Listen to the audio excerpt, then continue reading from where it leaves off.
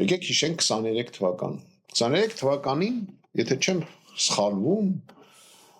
նոյեմբերի կեսերին կարծեմ Ադրբեջանի նախագահի ընտրությունները պետք է լիներ։ Այն ժամանակ Ադրբեջանի նախագահան մեծ խնդիրներ ուներ իր երկրում, որովհետև պատերազմը 21 թվականին չբերեց նրան, որ Ղարաբաղի հարցը լուծվեր այնպես, ոնց որ ինքը խոսք էր տվել իր ժողովրդին։ Կորցնելով մոտավորապես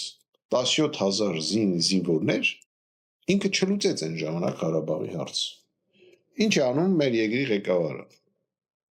Արցախը նվեր է տալի Ադրբեջանին եւ Ալիևը ընտրվում է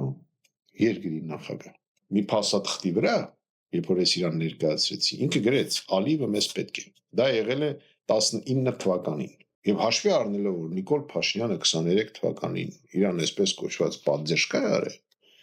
հիմա նույն բանը փորձում է անի Ալիևը Նիկոլ Փաշինյանի համար։